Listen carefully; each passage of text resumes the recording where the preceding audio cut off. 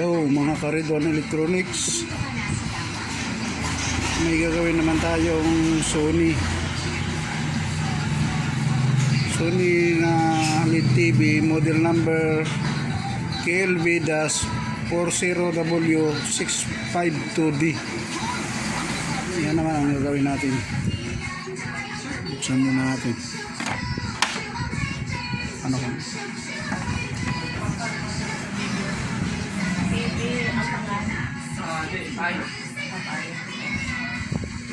Ganda lang rin, sir.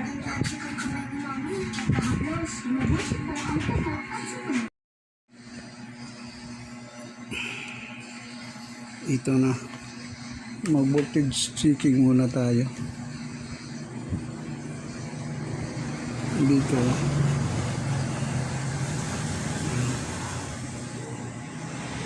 Oh.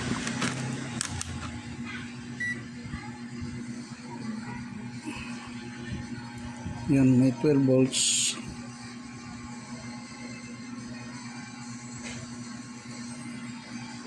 May 1.2 volts.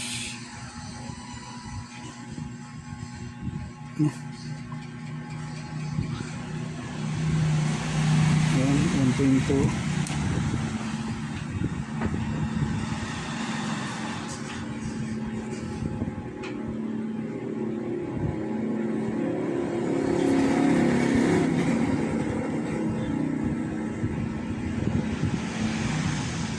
May hindi na ground.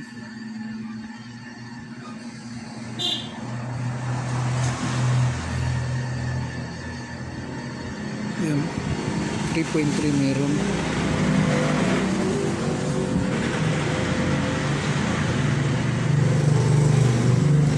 Dito sa B1 or BGH walang voltahe dito.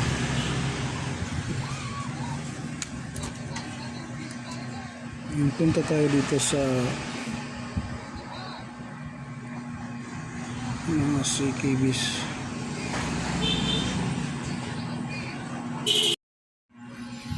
Ngayon dito tayo sa mga dito sa CKB1 at sa CKBB1. Nasa voltage pala dito. Testingin natin. 560 ohms lang siya.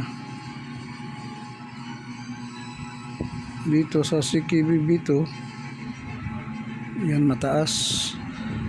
So dito muna tayo kasi yan mataas din dito sa CKB1 at sa CKBB1. Dito tayo mag-concentrate.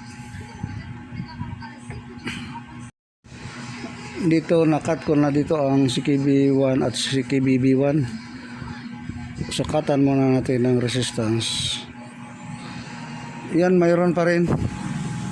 May ano pa rin, mababa pa rin ang resistance. Lipat tayo dito sa kabila. Dito naman tayo mag-concentrate sa CKB1 at sa CKBB1.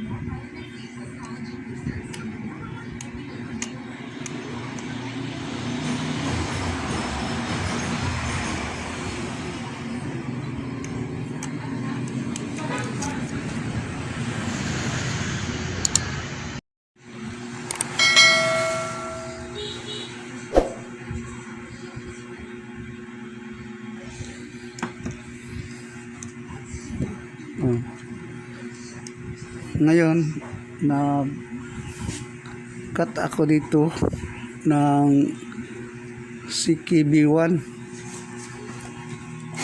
Balikan natin dito ang kanina dito sa kaliwa sa kanan.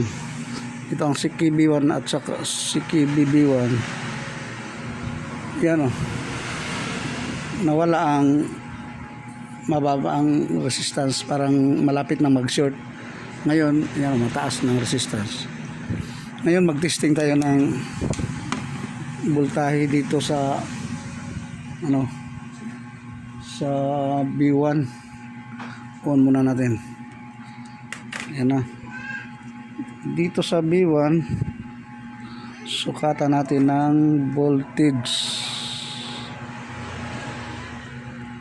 Yun, lumabas na ang 28 volts sa B1 or CKB sa BGH. Yan, mayroon na siya.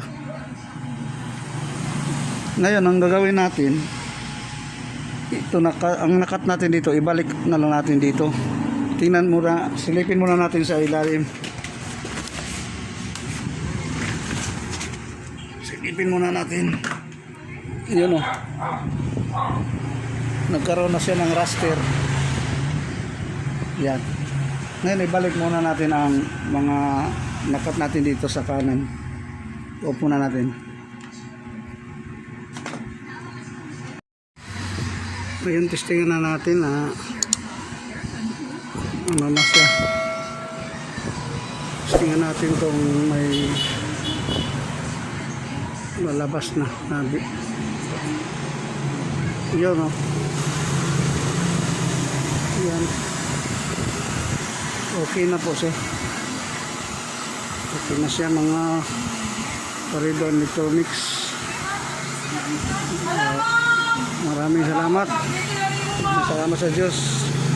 Maraming salamat sa inyong panonood.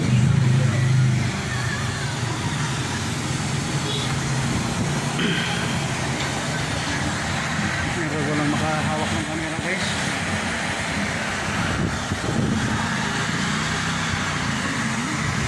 Okay na. Hanggang dito lang muna ang video natin. Salamat sa Diyos. Bye-bye.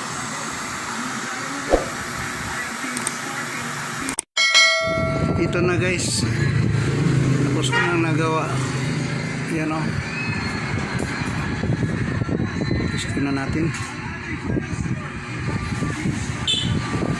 Yan na siya. Okay na. Maraming salamat sa Diyos na kuha pa din natin.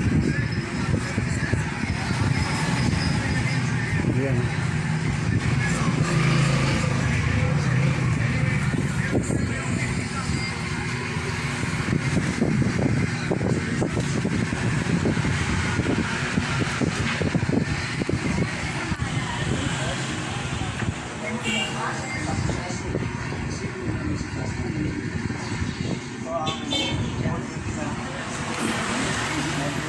Maraming salamat sa inyong panonood. Ang YouTube channel ko, Corridor Electronics.